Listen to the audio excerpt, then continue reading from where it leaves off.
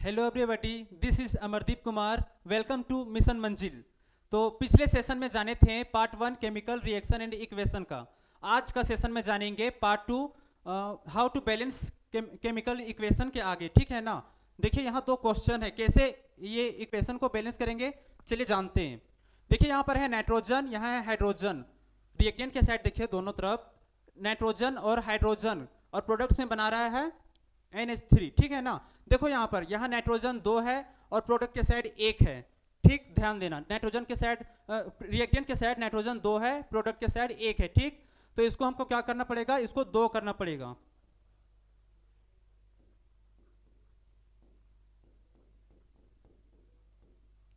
चलो यहाँ पर हम 2 नाइट्रोजन कर ही देते हैं। ठीक है, देखो 2 नाइट्रोजन यहाँ किए तो हाइड्रोजन कितना हो गया, हाइड्रोजन के प्रोडक्ट के साइड देखो हाइड्रोजन 3 था और 2, 3 2 जा 6, हाइड्रोजन कितना हो गया, 6 हो गया प्रोडक्ट के साइड। तो मुझे रिएक्टेंट के साइड भी तो वही करना होगा ना, बैलेंस करना होगा। तो रिएक्टेंट के साइड हाइड्रोजन देखो यहाँ पर है 2 है और प्रोडक्ट के साइड 6 है। तो क्या करें, यहाँ पर 6 करने के लिए कितना से मल्टीप्लाई करना पड़ेगा, 3 से करना पड़ेगा। तो यहाँ रिएक्टेंट के साइड 3 करते हैं। अब फिर से एक बार चेक कर लो, रिएक्टेंट के साइड नाइट्रोजन 2, प्रोडक्ट के साइड भी नाइट्रोजन 2, रिएक्टेंट के साइड हाइड्रोजन 6, प्रोडक्ट के साइड हाइड्रोजन 6। तो यहाँ पर मेरा बैलेंस इक्वेशन हो गया। ठीक है, उसी तरह दूसरा देखो CH4 मीथेन और ऑक्सीजन दोनों रिएक्ट होकर कार्बन कार्बन डाइऑक्साइड और वाटर बना रहे हैं। ठीक है ना। तो देखो यहाँ पर कार्बन 1 है, प्रोडक्ट के साइड भी 1 है। ठीक है, हाइड्रोजन रिएक्टेंट के साइड 4 है और प्रोडक्ट के साइड 2 है, तो उधर भी तो 4 करना पड़ेगा ना। तो इधर इधर क्या मल्टीप्लाई करें कि हाइड्रोजन 4 हो जाएगा, 2 करना पड़ेगा। ठीक है, 2 कर देते हैं। देखो हाइड्रोजन को बैलेंस करने के चक्कर में ऑक्सीजन भी 2 हो गया। ठीक है ना।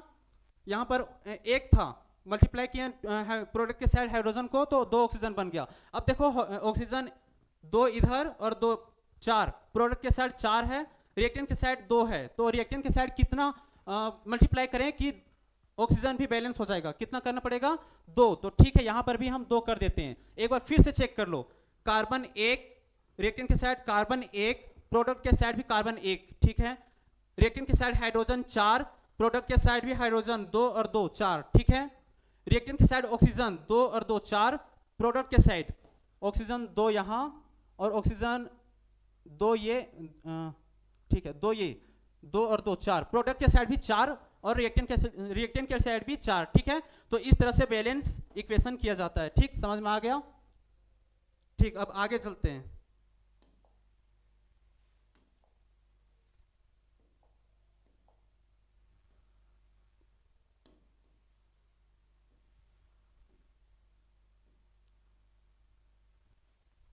ठीक है, why do we need to balance a chemical equation. Chemical equation balance करना क्यों जरूरी है, क्यों जरूरी है, इसके पीछे एक रीजन है। क्या रीजन है, law of conservation of mass. ठीक है ना, law of conservation of mass क्या बोलता है ये, matter can nether be created nor be destroyed in a chemical reaction. Chemical किसी भी केमिकल रिएक्शन में ना ही हम मैटर को क्रिएट कर सकते हैं और ना ही डिस्ट्रॉय कर सकते हैं। तो क्या कर सकते हैं, क्या कर सकते हैं, the number of atoms must be same on both side of the equation. जो भी नंबर होता है रिएक्टेंट साइड, चाहे रिएक्टेंट साइड हो, रिएक्टेंट क्या बोले थे, एरो के पीछे वाले ये रिएक्टेंट होते हैं और एरो के आगे वाले प्रोडक्ट होते हैं। तो चाहे रिएक्टेंट साइड हो चाहे प्रोडक्ट साइड हो, दोनों के साइड जो एटम होते हैं वो बराबर रखना पड़ेगा। क्या करना पड़ेगा, बराबर। ठीक है ना। Law of conservation of mass बोलता है कि रिएक्टेंट के साइड चाहे प्रोडक्ट के साइड, दोनों के तरफ एटम को बराबर रखना पड़ेगा। ठीक, देख लो हाइड्रोजन के साइड यहाँ 2 है, हाइड्रोजन के पास 2 है, प्रोडक्ट में भी हाइड्रोजन 2 है। ठीक, 2 है, ऑक्सीजन 2 है और यहाँ ऑक्सीजन 1 है। तो यहाँ पर हम करते हैं 2। तो देखो 2 हाइड्रोजन यहाँ और यहाँ 2 2 4 हो जाता है, तो मुझे भी यहाँ पर करना पड़ेगा 2 2 4 हाइड्रोजन यहाँ रिएक्टेंट के साइड, तो यहाँ पर भी 2 4 हाइड्रोजन प्रोडक्ट के साइड, ऑक्सीजन 2, तो ऑक्सीजन भी यहाँ पर 2। ठीक है ना, दोनों के साइड बैलेंस हो गया है। ठीक, समझ में आ गया क्यों क्यों जरूरी है कंजर्वेशन ऑफ मास। इसका लॉ कहता है कि दोनों के रिएक्टेंट के साइड और प्रोडक्ट के साइड, दोनों के साइड एटम बराबर रखना है। ठीक है ना।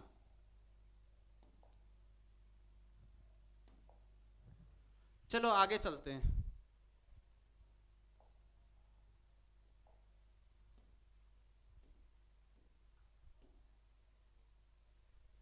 हाँ, टाइप्स ऑफ केमिकल रिएक्शन, कितने तरह के केमिकल रिएक्शन होते हैं? बेसिकली 5 तरह के केमिकल रिएक्शन होते हैं, ठीक है ना? There are 5 types of chemical reaction. कौन कौन? Combination reaction, decomposition reaction, displacement reaction, double displacement reaction और रेडॉक्स रिएक्शन, ठीक है ना? एक एक करके डिटेल में जानते हैं। कॉम्बिनेशन रिएक्शन में क्या होते हैं? इसमें दो सबस्टांस जुड़कर एक सिंगल प्रोडक्ट बनाते हैं, वही है कॉम्बिनेशन रिएक्शन, ठीक है? दूसरा डिकम्पोजिशन रिएक्शन, इसमें क्या होते हैं? डिकम्पोजिशन रिएक्शन में होते हैं एक रिएक्टेंट, जो एक रिएक्टेंट डिकम्पोज हो जाते हैं किसी दो सबस्टांस में, ठीक है? डिस्प्लेसमेंट रिएक्शन में क्या होते हैं? डिस्प्लेसमेंट रिएक्शन में होते हैं रिएक्टिविटी सीरीज। रिएक्टिविटी सीरीज जानते हो ना? Hydrogen, helium, lithium, beryllium, sodium, potassium, sodium, magnesium, ये सब क्या होते हैं? एलिमेंट्स है। तो ये सब ना जो लो reactivity series, low reactive elements होते हैं उनको डिस्प्लेस कर देते हैं, ठीक है ना? डबल डिस्प्लेसमेंट में भी उसी तरह है, आगे जानेंगे सब एक एक करके। रेडॉक्स रिएक्शन में क्या होते हैं? Remove adding of oxygen and removal of hydrogen, redox reaction होते हैं, ठीक है? जानेंगे एक एक करके डिटेल में।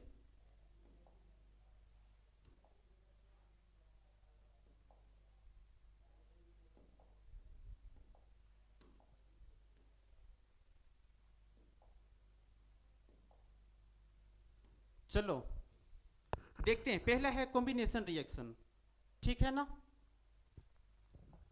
क्या कहता है कॉम्बिनेशन रिएक्शन? क्या कहता है? A reaction in which two और more reactant combine to form a single product. अभी भी जस्ट बताएं, दो सबस्टांस जुड़कर एक सिंगल प्रोडक्ट बनाते हैं, उसी को कहते हैं कॉम्बिनेशन रिएक्शन, ठीक है? देखो ये इक्वेशन को समझ जाओ पहले। दो सबस्टांस है, रिएक्टेंट की साइड देखो, दो रिएक्टेंट है, एक और दो, दोनों मिलकर क्या बनाए? एक सिंगल प्रोडक्ट बनाए, ठीक है ना?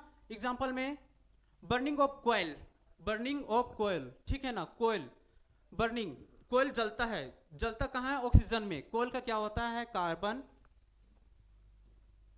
प्लस ऑक्सीजन, आखिर ऑक्सीजन में ही ना जलता है कोई भी चीज, तो कार्बन एक रिएक्टेंट है और ऑक्सीजन रिएक्टेंट है, दोनों मिलकर क्या बना रहा है? Carbon dioxide. दो रिएक्टेंट मिलकर एक सिंगल प्रोडक्ट बना रहा है, कंबाइन हुआ ना? कंबाइन का मतलब होता है मिलना। देखो दो रिएक्टेंट मिलकर एक सिंगल प्रोडक्ट बना रहा है, ठीक? उसी को कहेंगे कॉम्बिनेशन रिएक्शन। एक दूसरा है formation of water. Formation of water, पानी कैसे बनता है? हाइड्रोजन गैस और ऑक्सीजन दोनों मिलकर बनाता है H2O, वाटर, है ना? इधर भी देखो, दो रिएक्टेंट मिलकर वाटर बना रहे हैं ना? यहां पर देखो ऑक्सीजन 2 है, तो मुझे भी यहां 2 करना पड़ेगा और यहां पर भी 2 करना पड़ेगा, क्योंकि दो हाइड्रोजन 4 हो जाता है, तो यहां पर भी हाइड्रोजन 4 हो जाएगा। ऑक्सीजन 2 है तो ऑक्सीजन यहां पर 2 है, ठीक? दो रिएक्टेंट मिलकर एक सिंगल प्रोडक्ट बना रहे हैं, उसी को कहेंगे हम कॉम्बिनेशन रिएक्शन, ठीक है? Combination reaction. चलो आगे बढ़ते हैं।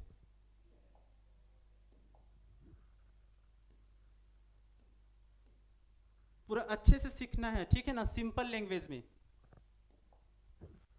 दूसरा है डीकंपोजिशन रिएक्शन, ठीक है? A reaction in which a single reactant breaks down into 2 or more products is called a decomposition reaction. अभी अभी जस्ट बताए हैं, एक सिंगल रिएक्टेंट टूट जाते हैं दो प्रोडक्ट्स में, है ना? देखो ये इक्वेशन को समझो, ये मेरा है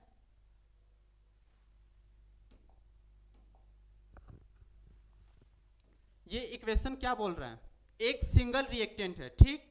इसको हम डिकम्पोज किए, देखो दो प्रोडक्ट्स में बट गया है। एरो के पीछे वाला रिएक्टेंट होते हैं, एरो के आगे वाले प्रोडक्ट्स होते हैं, ठीक? चलो आगे देखते हैं क्या है इसमें।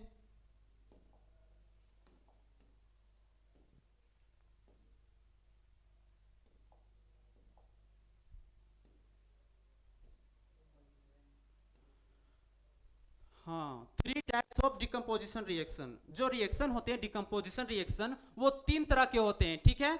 कौन कौन सा? थर्मल डिकम्पोजिशन, इलेक्ट्रोलाइटिक डिकम्पोजिशन और फोटोलाइटिक डिकम्पोजिशन, ठीक है ना?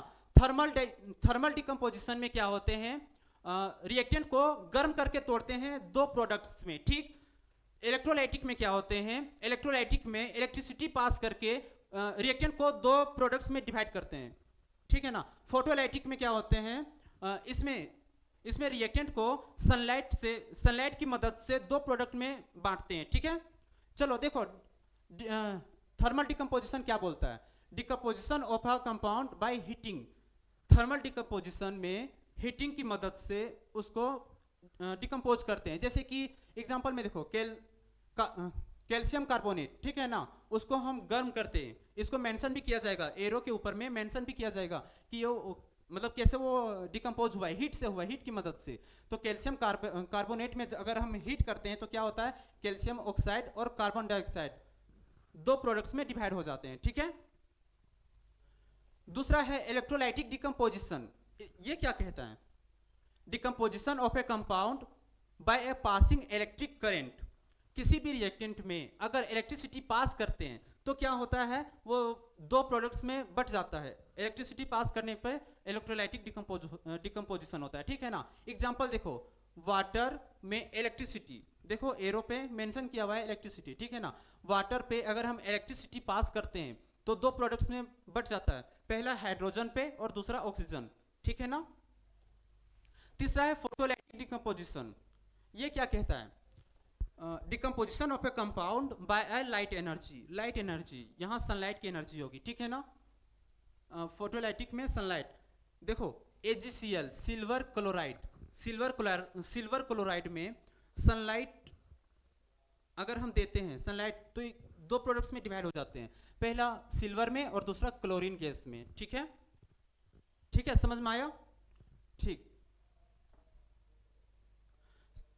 Silver chloride decompose into silver and chlorine gas under sunlight.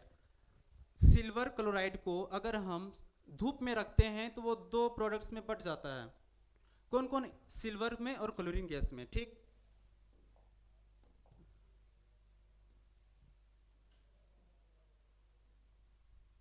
ठीक है, आगे तो नहीं है, नेक्स्ट पार्ट में फिर आगे जानेंगे, इसके बाद वाला टॉपिक हम जानेंगे नेक्स्ट पार्ट में, ठीक है ना। क्या क्या है,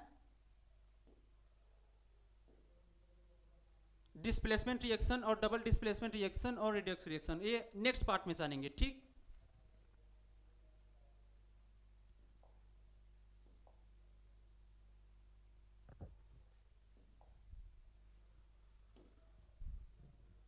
ठीक है, मिशन मंजिल पे बने रहिए, आगे और हम इसके आगे बताएंगे, ठीक है ना। तब तक के लिए अभी बस इतना ही, थैंक यू।